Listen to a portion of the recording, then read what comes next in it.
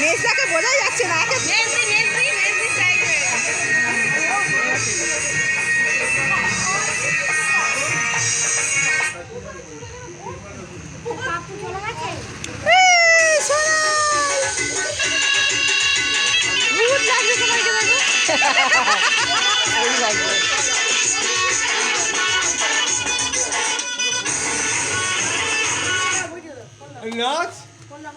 কেন ফোন দেখো না, ফোন ভিডিও হচ্ছে না।